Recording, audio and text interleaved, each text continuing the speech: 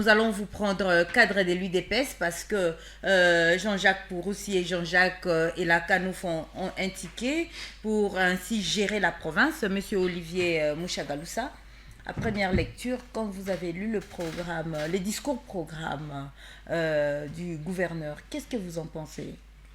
Vous me permettez d'abord de féliciter les gouverneurs Jean-Jacques Pouroussi et son vice Jean-Jacques Elakam, puisqu'ils ont eu quand même ces mérites-là de nous diriger. Il faut reconnaître ça. Je dois aussi féliciter les gouvernements qui a été investi hier, composé par 10 ministres.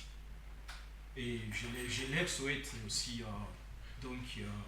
une bonne gouvernance et surtout les changements qui nous attendent. Alors, madame, je pense que au fait, on devrait éviter les préjugés, à mon avis. Donc, quand quelqu'un analyse un programme, vous parlez des préjugés. Vous m'avez demandé mon avis, n'est-ce pas? Alors, moi, je pense qu'à mon niveau, il ne fallait pas qu'on fasse des préjugés à un gouvernement qui vient d'être investi. Parce que d'abord, il y a des discours qui sont prononcés et qui sont vraiment remarquables sur le plan technique, mais sur terrain, ça ne vaut rien. Nous avons déjà vu de tels discours dans ce pays. Je ne vais pas parler du prédécesseur de Pouroussi, je vais parler de lui. Nous savons tous ce qu'il a fait et comment a été son programme. Donc, que doit-on faire alors? Nous taire après avoir reçu le programme de Jean-Jacques Pouroussi? Je voulais vous dire d'abord qu'à mon avis, le gouverneur Jean-Jacques Pouroussi est déjà sur les bons pas. Parce que d'abord, il nous a dit dans ce programme que lui, il va mobiliser 5 millions de dollars les mois. C'est ce qu'il a dit. La question de savoir comment il le fera, ce n'est plus notre problème. Nous devons l'observer, lui donner la chance de voir ce qu'il va faire. Parce que nous savons que dans cette province, on a été incapable même de mobiliser 1 milliard dans certaines périodes. 1 million peut-être. Alors, 1 million dans certaines périodes. Mais lui, il vous dit qu'il va vous mobiliser 5 millions. N'est-ce pas que c'est une avancée? Quelque chose qu'on doit soutenir. À part ça, quand vous regardez les 6 piliers qu'il a présentés, que vous venez même d'évoquer là, vous comprenez que c'est un monsieur qui maîtrise les problèmes sociaux des 17 Kivu. Et si il marchait même dans ces piliers-là, c'est sûr qu'on peut avoir des changements. Je ne vais pas faire cette analyse technique qui a été faite par les professeurs en termes numériques. En tout cas, je m'abstiens. Mais je dois reconnaître une chose.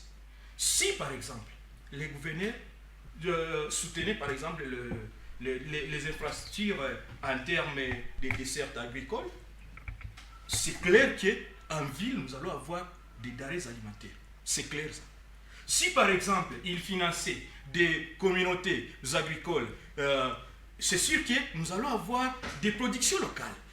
Si par exemple, lui, d'ailleurs je dois féliciter les cadres, je dois féliciter d'abord les cadres du parti de M. Bamba, qui a été nommé comme... C'est quoi les cadres d'une communauté agricole déjà qu'il soulève qui soulève dans son programme? La communauté agricole, je pense que c'est l'ensemble des agriculteurs qui, n'est-ce pas, qui ont l'expertise en termes de l'agriculture. C'est ce que moi je comprends de ça. Non, c'est faux. Alors, ça ne va pas être ça. Tu apprendras une leçon. Enfin, tu apprendras. Alors, d'accord, on n'est pas en train de faire donc le ping-pong ici. Alors, moi je comprends ici que nous avons, n'est-ce pas, l'opportunité à capitaliser. Le gouverneur a investi, donc son gouvernement a été investi hier. Ce que nous devons faire d'abord, c'est les soutenir. Les critiques viendront après.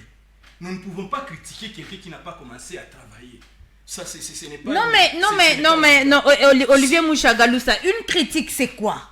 La critique, c'est quand on fait des observations négatives et positives, bien sûr. Alors, comment vous allez interdire aux Congolais de critiquer un programme d'un gouverneur? Vous allez les critiquer sur base du programme qu'il a présenté, bien sûr. Comment vous ne voulez pas qu'on critique le programme d'un gouverneur? On présente un programme. Vous commencez à les critiquer en disant celui qui l'a présenté qu'il n'a pas la capacité, par exemple, de les réaliser. C'est sur base de quoi? C'est lui qui maîtrise les pouvoirs qu'il a. C'est lui qui connaît, il maîtrise les âgés de son pouvoir. Alors, comment moi, citoyen lambda, je peux venir dire que ici vous avez dit que vous ferez telle chose, mais vous ne serez pas capable de le faire? Je ne peux pas.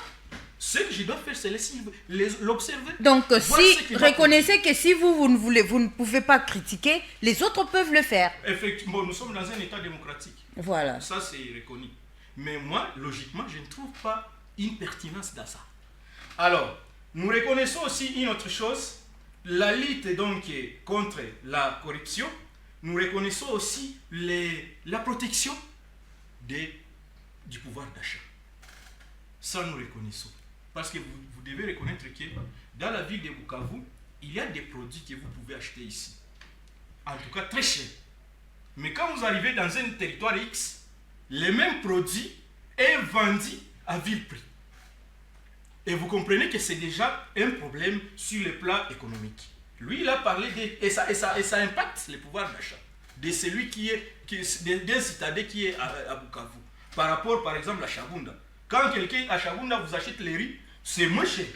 Mais quand il est à Bukavu, ça devient cher. Quand quelqu'un qui est à Chabunda a l'arachide, c'est quelque chose qu'il peut avoir facilement. Mais l'arachide à Bukavu est cher. Voilà les contextes, voilà les problèmes que nous devons attaquer. Si j'aimerais demander aux professeurs et les autres de donner d'autres propositions au gouverneur. Parce que le gouverneur non plus n'est pas un omniscient. Ouais, je suis son conseiller. Pour tout connaître, je parle du professeur, pas du tout. Alors, il peut donner donc d'autres propositions pour quand même faire comprendre au gouverneur qu'il y a aussi nécessité de faire autre chose. Donc il y a nécessité de critiquer. Effectivement. Merci. Effectivement, mais critiquer comment? En donnant des propositions, madame. C'est ce que j'ai dit. On ne peut pas critiquer dans le cadre du pessimisme. Ça veut dire montrer que non, ça n'ira pas, ça ne marchera pas. C'est très tôt pour ça. C'est très tôt pour ça.